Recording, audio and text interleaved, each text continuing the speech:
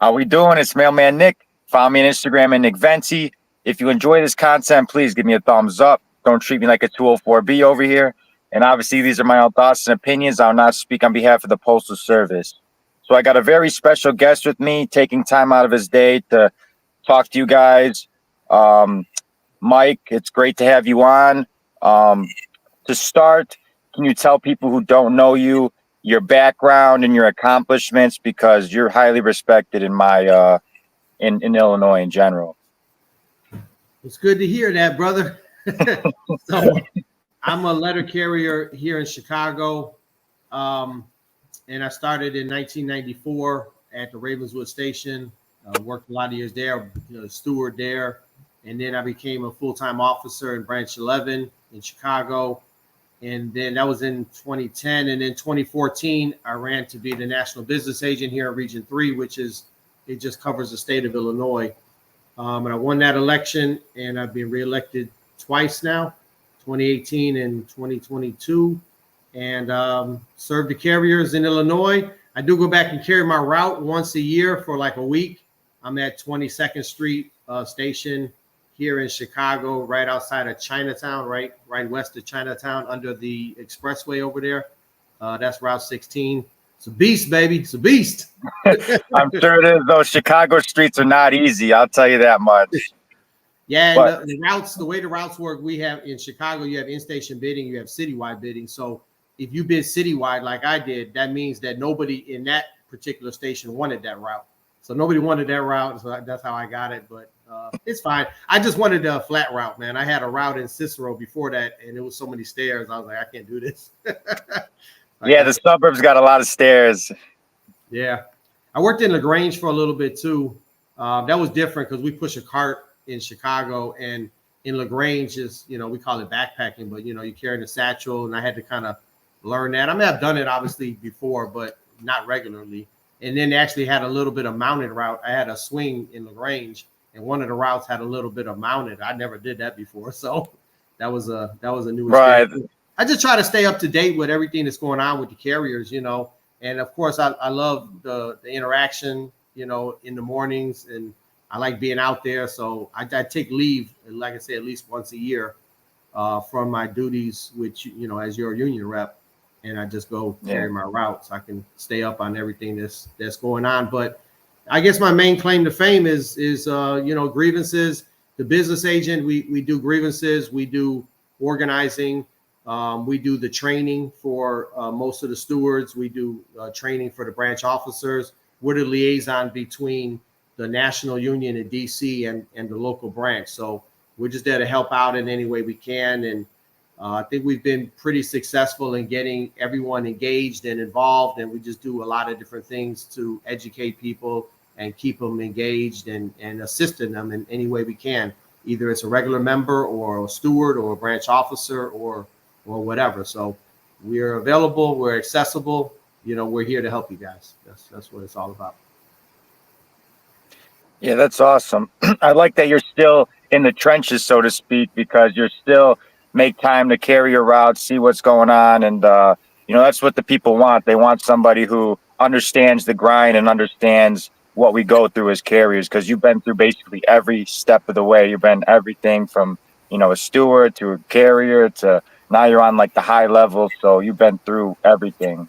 You understand. And I think that's the way it should be, man. I don't believe in having a union career or being a union politician. I think that's crap. We're all letter carriers. The union is a grouping of letter carriers, and the people that represent you, should be letter carriers. Just like, you have your union steward, and your union steward carries their route, right? And they're also your union steward. And sometimes we get away from that, and people get into this. I work for the union, and it's like an office job instead of a letter carrier job. And the union work is letter carrier work, in my opinion. So that's the way I try to keep it. Right. That's awesome. That's the type of people, that's the type of person that we want as representing us. Going into that, what are your thoughts about the contract? That's the biggest, that I get messages every day about the contract. What are your thoughts on it? And if you were president, what would you be trying to negotiate for us? All right, so that's a big question. So what I think about the contract is it couldn't be any worse. And Yep. not to say that there's not anything good about it or any improvements in the contract, but we went through a period, where let's go back to 2020. We're working through the pandemic. We don't miss a single day. And carriers were scared. We kind of forget. And I don't know how long you've been a carrier, Nick. A little over 4 years. So you were around back then, right? I got hired during the pandemic. Yep. It was scary, like we didn't know like what we were exposing ourselves to. The science and the information wasn't out there.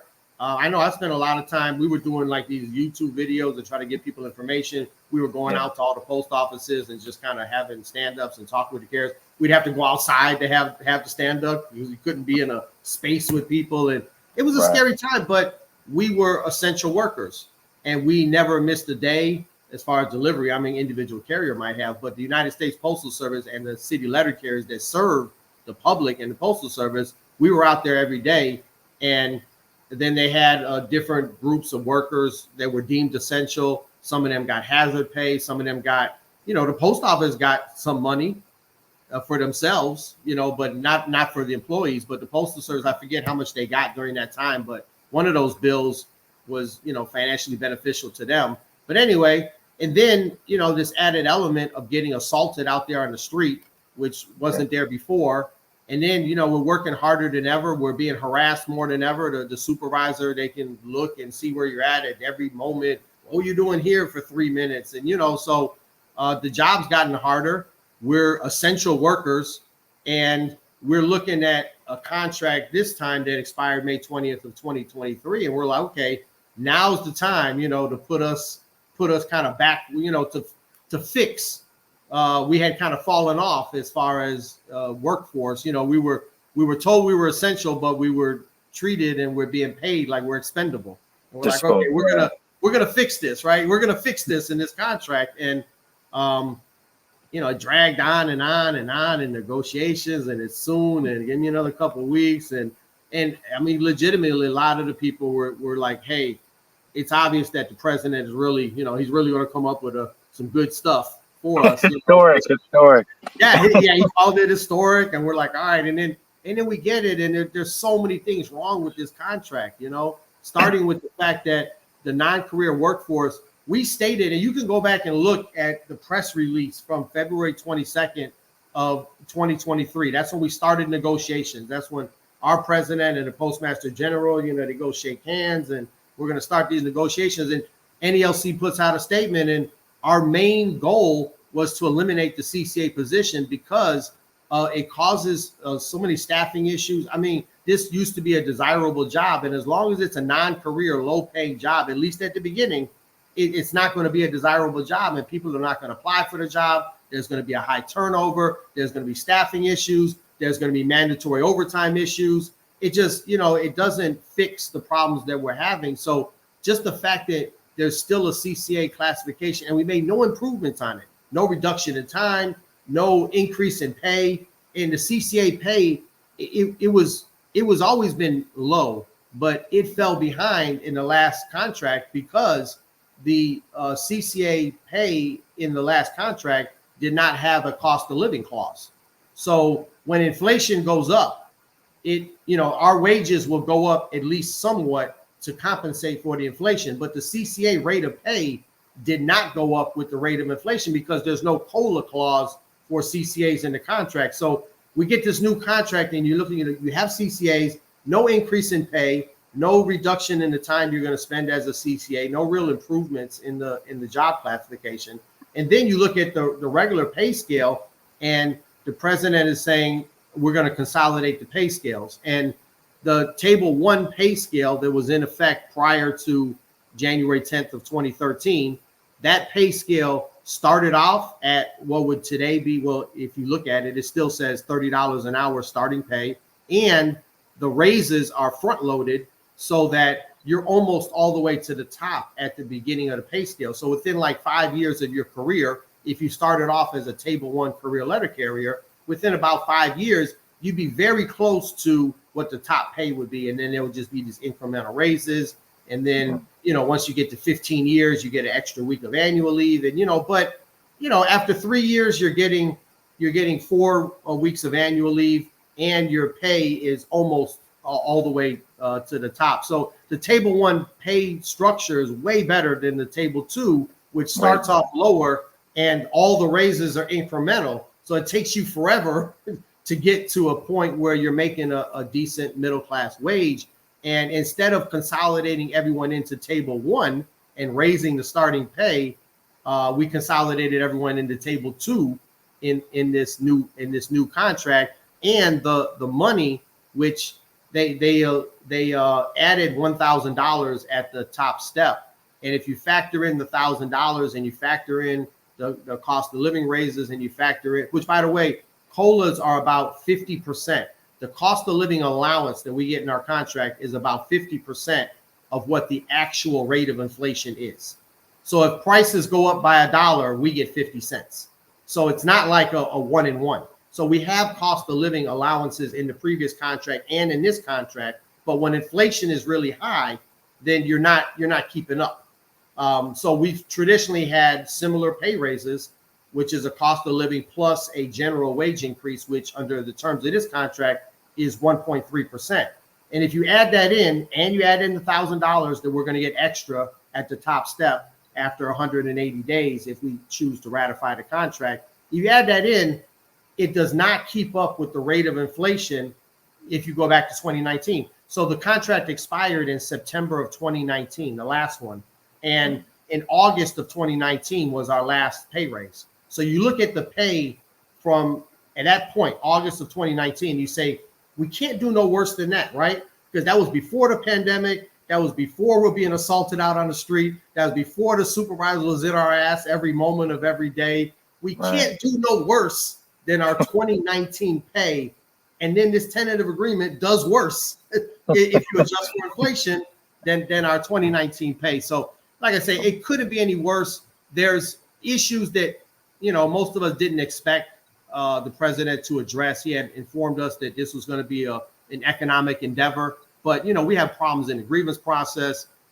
There's problems with certain things like how you become full-time. There's certain technical contractual things that really need to be fixed, so that like you're supposed to have a full-time carrier for every full-time assignment. And in a lot of places we don't have that. So there's a lot of little things contractually. Like I said, the grievance procedure, the delays, the fact that they're not complying with the terms. But we didn't expect a lot of that to be addressed, but we at least thought that the economic stuff would be, you get better from your president and you're like, okay, I'm going to consider this. I'm not going to just throw it away. But when you look through it, you're like, this is like a definite no. This is a definite no. So you asked the second part of your question, like, what would I do different? I think the main thing is when the carriers went out on strike in 1970, they laid it all on the line, right? And prior to that, it was collective begging. We worked for the U.S. government. And just like if you're in the military or whatever, if you want a raise, you got to go to Congress. You got to try to get a raise. They went out on strike and they changed all that. And they rewrote the law, Postal Reorganization Act of 1970. And that law puts us in a really good position, in a position that a lot of unions would be envious of. But it wasn't, nobody gave it to us. We earned that. And what we earned is the right to go to binding arbitration if the Postal Service isn't acting right in contract negotiations, right? So you have this 90-day period of contract negotiations. With this time, it went from February 22nd to May 20th of 2023. After that period was over, we should have immediately went to arbitration to get a contract that we deserve. And when you go to contract, it's collective bargaining, and you go in front of an interest arbitrator. It's a neutral arbitrator. There's one for us, there's one for the Postal Service, and then there's a neutral arbitrator. And you put everything on the table and you say, hey, how are we going to make this job desirable again? How are we going to make this a job where people coming out of the military will actually apply for it like it's supposed to be? They get points, they get a preference, and the preference is useless because they don't want the job. The law is written that it's supposed to be a career job, and it's supposed to be comparable in pay and benefits to those in the private sector. And the most comparable job to us is UPS drivers. UPS drivers almost went on strike last year, and they got a really good contract. Right now, UPS drivers make what we make at the top step after like 15 years, they make that on day one as a UPS driver. That's their pay on day one. And then they go up to $45 an hour, which is way higher than what we make after 4 years, not after 15 or whatever, after 4 years. So if you compare, and their health insurance is free. The company pays 100% of the health. Now, I don't know, maybe their health insurance is not as good as ours. I don't know. I mean, you got to compare it all. But UPS, if you go to their website, they list compensation, average compensation for their delivery drivers as including pay and benefits, $145,000 a year, average. And our pay and benefits are nowhere near that. So I think we had so many good arguments at arbitration. We still do, but the arguments were better in the summer of 2023, no doubt about it. I think the president dropped the ball by not taking us to arbitration immediately when he found out the Postal Service wasn't serious about giving us a decent contract that we deserve. We should have just told them, hey, you know what? We're going to do this the nice way, or we're going to do this the nice way. If we got to go to arbitration, we go to arbitration. That's our right under the law that we earned. And if you don't hold that over their head and enforce that right, then you're not going to get there. So the good thing is, hey, every carrier gets a vote now in this tentative agreement, and we can force this arbitration even now, which, is delayed, and the circumstances are not as good now as they were then. The Postal Service is reporting a lot of losses, which really isn't in the law, and it really, but it has an effect, So we're not in as good of a position, but we're still in a really good position. The fact of the matter is that we are going to end up, if you go in front of a neutral person, somewhere between what the clerks make and what UPS drivers make, right? I don't know if you can see that. Yeah, so it should be in between the clerks and the UPS drivers. Where we're at in this tentative agreement is almost exactly where the clerks are at. So to me, that's the floor, right? Like if we're going to end up in between the clerks and the UPS drivers, if we're sitting where the clerks are at, we can't do no worse. And that's my opinion. We can't do no worse.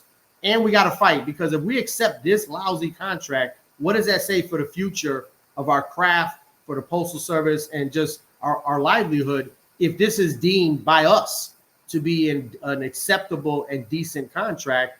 How do we negotiate for a better one? How do we get a better one in the future if we've already set the bar so low for ourselves? So I'm encouraging everyone to vote a big fat no on this thing.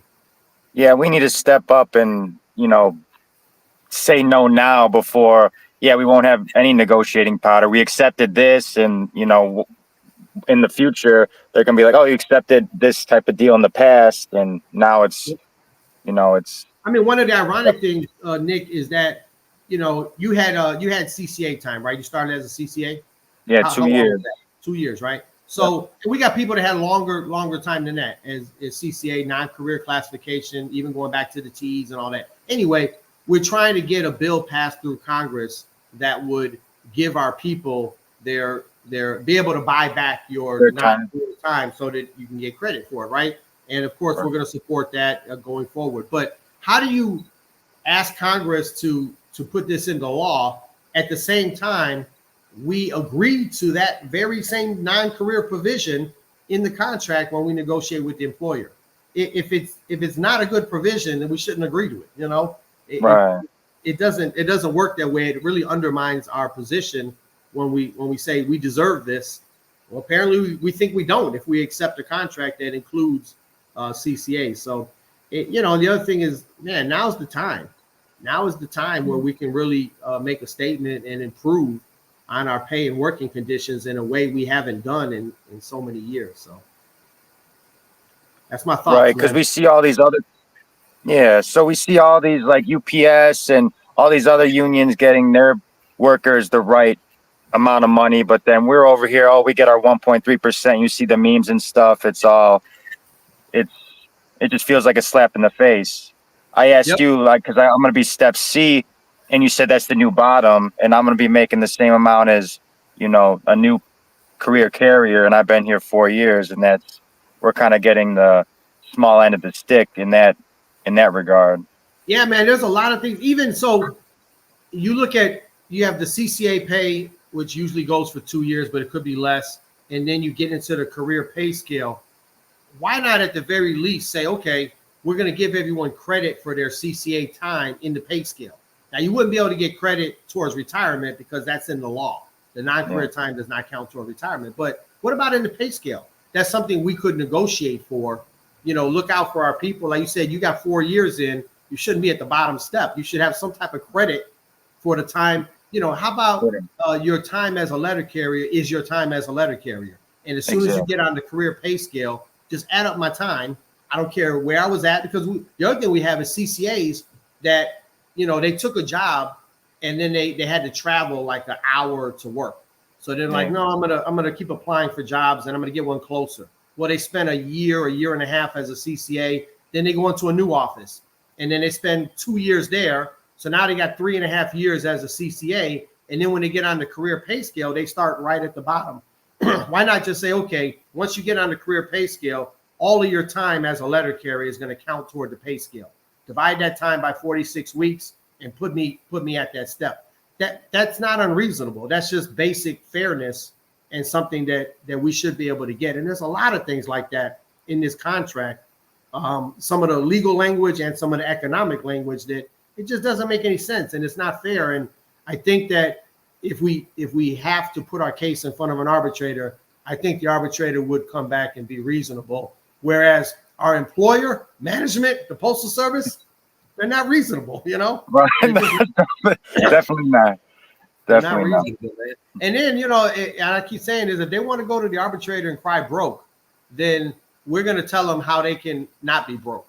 But there's a lot of ways you can not be broke. You can get rid of all these supervisors that serve no purpose but to harass us. You can stop violating the terms of the contract and save yourself all that grievance money. You can set up a real hiring process if we got to do it for you, I guess, because, you have so much turnover and things like that cost you money. Your staffing issues are costing you so much money in overtime, penalty overtime. Now we're going to have double time and a half.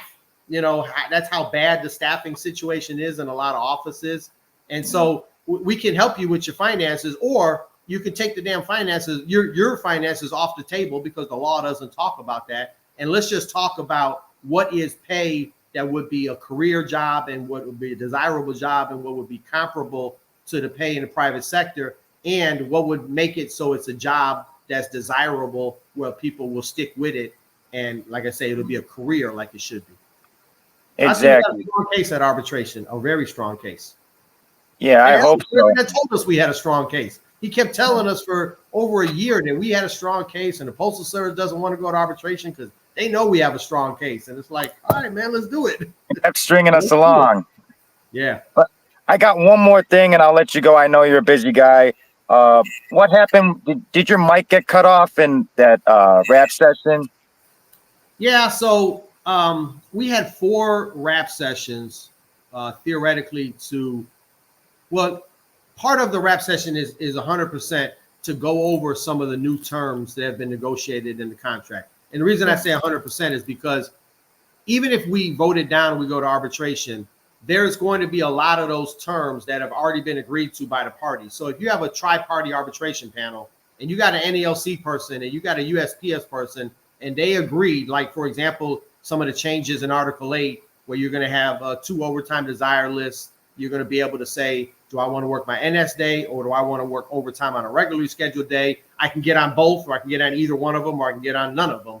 That change, and it's going to be in the new contract one way or another. We go to arbitration, the parties already agreed to that. That's not something that they're going to refight over or whatever. So there was a lot of things that were discussed, that were went over with the people in attendance, that were kind of, okay, I need to understand this as well as I can, because I need to be able to implement this change in the contract. Now, there's another aspect to the rap sessions, which is, do we want to vote yes or no? And that's basically going to be about the economic stuff.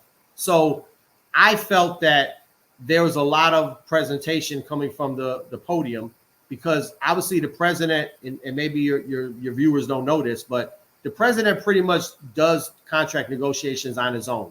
The way the Constitution is written, the president is in charge of collective bargaining. The president can choose to bring in whoever they want as part of that collective bargaining process, or they can just, he utilizes the people that he wants, not necessarily your other elected representatives like me, the business agent, or other people on the executive council. So, and that's fine. That's per the Constitution. There's nothing wrong with that. But if you're going to have a presentation about the contract, it's kind of like he's patting himself on the back, like, let me show you guys why I got you a good deal, instead of saying, let's have an open discussion about the pros and the cons. Is this a good deal or not? Like, for example, there was no slide that compared our salary to that of UPS drivers. And what he said from the podium was, hey, we're at the end of this contract, we're going to be at 87% of what UPS drivers make at the top. So you're taking some information and you're providing it, and then you tell us that it's always been that way throughout history. But there was no actual slide on any of that, and there's no slide showing the comparison. If you started as a UPS driver tomorrow and you worked a 30-year career as a UPS driver, you would make tons of money more than if you started as a career letter carrier tomorrow, and that kind of thing. So there was a lot of information from the podium that was one-sided or incomplete, or just not all the information that you needed. There's a memorandum that we have, for example. And so what happened in Houston, we had a meeting prior to any of these rap sessions where we were able to raise any questions that we had about any of the contractual language. We didn't have a meeting as an executive council to say if we were going to vote yes or no, or if we recommended to the membership yes or no. We didn't do all that, and it didn't matter because every active carrier gets a vote, yes or no. Me being on the executive council doesn't get me 2 votes. It just, I still get 1 vote, just like you get 1 vote, and President Renfro gets 1 vote, right? So we didn't have any discussion in the executive council about whether we thought it was a good contract. Nobody said this is a good contract. Nobody said this is a bad contract. We just wanted to understand the terms so we can explain those to our members in our areas. And we did that. And one thing I didn't realize until we got to Houston. So the first time I got to the microphone in Houston, I asked President Renfro, I said, why is the all-career model memorandum not listed in the contract? So if you go into the tentative agreement, there's a bunch of memorandums listed that are carried over from the previous contract.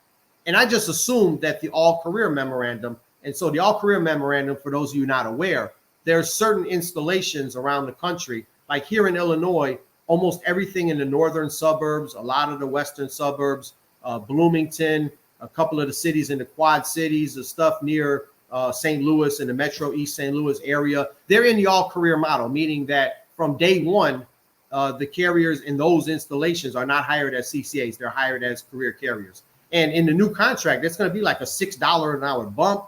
You get better health insurance, you get life insurance, you get credit for your time toward retirement. I mean, it's a huge deal, right? Yeah. And I'm looking through the list of the memorandums to see that it's going to be in the new contract, and it's not. And I'm like, what?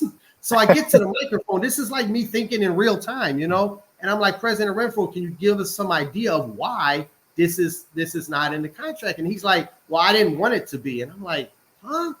Why would you not want it to be? You don't want us to get the extra $6 an hour to start it? Like, why would you not want it to be? And he's like, well, we might want to redo some of that language. And I'm like, that's fine. Go ahead and redo some of the language. But in the meantime, you have a starting point, right? And he's like, well, the Postal Service they don't want to withdraw from the memorandum. I'm like, great. Why don't we put that in writing, make them sign their name to say that they're not going to withdraw from the memorandum, or at the very least, that the offices that are already included in the all-career model will continue in the all-career model throughout the length of the contract. It's a contract. So until they sign that, we don't have that. And what's written in the memorandum now, the memorandum is in effect, but it's not in the contract. And what the memorandum says is that either party can opt out, completely opt out with 30 days notice. So you could have a change in the post office, a new postmaster general, or they could just say, you know what? We don't want to pay all this extra money. And they could opt out of that thing. And in 30 days, all those people in all of those installations around the country would have to go back to hiring CCAs and losing that $6 an hour that we would get in the tentative agreement. So I just didn't understand that. I'm like, how would, and then the other thing I wanted to bring up to President Renfro was I read back to him his words, like I said, from February 22nd, 2023, about how important it was for us to get rid of the CCA classification, how it was going to solve a lot of our problems in the hiring and the staffing and the the non-career workforce just doesn't work. That's what we told the post office. At the beginning of negotiations, we said non-career workforce just doesn't work. And then a year and a half later, that's exactly what we agreed to. And so my question to President Renfro was like, how did that happen? Like what, how does that explain that to us? Make that make sense, make it make sense, right? So he considered that to be confrontational. He's like, we're just here to understand the terms of the TA. We're not here to debate. We're not here, blah, blah, blah. And so I think I kept at it. I don't know. There's audio. You can listen to the audio, but I don't remember because in real time, you don't remember exactly what's going on. But, I'm kind of like going back and forth with him. And then at one point, he tells the person controlling the sound at that hotel in Houston, turn off the mic. And so he turned off the mic. And then I think I got him to turn it back on in Houston. So that was Houston, and went to San Francisco. In San Francisco, I went to the mic right away. So they got this 3-hour presentation. Then they go to questions. And I'm like, you know what? I'm not going to wait to the end. I'm just going to go and say what I got to say right away. So I went to the mic. He tried to cut me off. One of the people that was there, president of San Diego Branch 70, Ricardo Guzman, lit him up. He lit him up. He said, Mr. President, you're not the king. You don't run this thing. You work for us, not the other way around. This brother wants to talk. He's going to talk. And the president backed down. So, I was able to bring forth the stuff I wanted to bring forth. And then in Minneapolis, it got a little weird. There's audio on that too. He ended up shutting off the mic in Minneapolis. He's like, we went over this already. And I'm like, we went over this in Houston, but we didn't go over this in Minneapolis. It's a new group of people, they might want to hear the different points as well. He's like, no, we're going to turn off your mic. And then I was like, I'm going to go to another mic, but then I didn't because it was getting late and a lot of people were leaving. And I'm like, you know what? Yeah, people are going to make up their own mind anyway. I'm not trying to, fight with him at every moment of every day. So then the fourth rap session in DC, I decided instead of having that back and forth with him, I just wrote down and I posted up on my website. You could go to the careforprez.org website, Caref with a 4, Caref 4, CAREF 4. Prez, PREZ.org. And you can look at, I just wrote a letter. This is the letter. And, it was like, hey, people here at the rap session, here's what's been going on with these microphones. Instead of me fighting with the president, let me just give you some points to think about, some counterpoints. You're going to hear the shit from the podium. Let me give you some counterpoints that you can think about. Raises don't keep up with inflation. The Postal Reorganization Act only says that our pay needs to be comparable to the compensation paid in the private sector. This tentative agreement is not comparable to UPS drivers' pay. UPS drivers is a lot more. We didn't accomplish our goal of eliminating the CCA classification. The CCA classification didn't even improve in this TA. The all-career memorandum that I referenced is not in the TA. And this contract is almost identical to what the clerks got in their last round of contract negotiations. And the clerk contract has always been the 4 for us, right? Like, if the post office can afford to pay the clerks whatever, they can afford to pay us the same thing plus something. Exactly. Whether it's plus 1% or plus 10% or plus 20%, it's got to be more than that. So anyway, and then the last point I made is the uniforms. Dude, so we have a memorandum in the contract now. So the contract is a 2019 to 2023 contract, September 2019 to May of 2023 contract, which because we don't have a new one yet, the terms roll over, right? So under that contract, the uniform allowance is $499. And that's what we've been getting, $499. Well, since we negotiated that contract, the cost of uniforms has probably doubled. And in that contract, we had a memorandum that said, we're going to study a better way to do the uniforms. So you don't have to do an allowance where you have authorized vendors that are able to gouge and increase the prices whenever they want to. You could have a system where the post office just provides us the uniforms, like when you're in the military, like I think UPS drivers have a system like that. They call it the quartermaster system. It just provides you the uniforms. They can do that. They could own a apparel company, right? They could partner with a Nike or whatever to make uniforms, and then they would say, okay, we're going to give you this amount of money to go to our Nike postal store and buy uniforms, but they would be able to control costs that way because they would own the means of production. That's one. There's a different varieties of ways you could do it, right? So under the terms of the old contract, they were going to study better ways of doing it. Well, we get into this new tentative agreement, and there's no new way of doing the uniforms. And the same memorandum that was in the last contract is proposed to be in this contract, which is we're going to keep studying the thing. And my thing is, you can study this thing till the cows come home, but you need to give us an allowance that is comparable to what we need to buy our uniforms. So if prices have doubled, go ahead and double the allowance and then keep working on it, finding a new system. And guess what? You might actually have an incentive to come up with a better uniform system, because now you're going to be paying out $1,000 per year instead of $500 per year. And maybe that'll incentivize you to come up with something that's more cost effective. We have to bear the cost of the increase in the price of uniforms. What the hell is that, man? So to me, that's just such a, on top of everything else, that's a big slap in the face. That really pissed me off. And the fact that he doesn't really go over that in detail. There's no slide at these rap sessions that say, here's how much uniform costs have gone up. I'd like to know.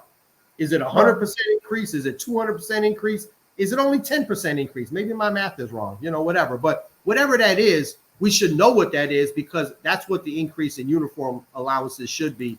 The clerks got a 2.5% increase in their uniforms, and that's exactly what we got. And that's what we traditionally get is 2.5%. But if the costs are going to go up 100%, don't give us no damn 2.5%. So anyway, I passed that out in DC, and I said, look, you guys, I'm giving you the information in your hand. You got to read. I know how letter carriers are with reading. Nobody wants to do it. I'm at least putting it in your hand. If you want this information, you can. So, hey, I want to tell you that there's going to be, especially for your listeners that are in Illinois, but I think it's going to be open to anyone. So the Illinois State Association of Letter Carriers is going to sponsor 3 rap sessions to talk about the contract, to talk about whether we want to ratify it, yes or no, all the pros and the cons. And the first one is going to be this Wednesday, November the 6th at the Branch 11 Hall in Chicago. I think it's like 6 p.m. or in the evening in Chicago. The second one is going to be at the regional office, which is in Lisle, Illinois. That'll be on November the 10th, 2 o'clock to 6 p.m. The advantage of that is that if you're coming from out of town or whatever, we're off the next day, Veterans Day. Well, most of us are off on Veterans Day. And then the third one, there's going to be one in Bloomington, Illinois on Veterans Day, November 11th. So that's an opportunity if you want to come out and hear, a more, I would say, better discussion, better discussion. Information up that's, like I say, pros and cons, and give you an idea of where we're at. Anyway, so at least people in Illinois, or if they want to travel, they can, but that will be available to them starting this Wednesday and this Sunday and this next Monday. So. Yeah, for sure. Mike, I appreciate you coming on. Is there anything else you want to plug? Any socials where people could find you? Yeah, like I said, I put out the website. Care for Prez is that's everything. Like if you go on YouTube, it's Care for Prez, CAREF4, and then PREZ. Same on Facebook, same on TikTok, whatever. Everyone knows how to find me, man. It's never been a problem. Yeah, for sure. Mike, I appreciate you coming on. Have a good day, all right? You too, my brother. Thanks. Actually, I don't know if you're aware, your branch has a little event for the retirees today starting at noon. I'll do that. Yeah, I'm going over to that. You gotta dress up a little bit. So I'll put on my finest suit and I'll head over there to hang out with the good brothers and sisters in branch 4016. So looking forward to that. Awesome. Yeah, looking crisp, ready to go. That's right, baby. All right. Thanks for coming on, Mike. I appreciate you, Nick. Don't work too hard, man. Yep, I'll try not to. Take it easy. All right, bye-bye.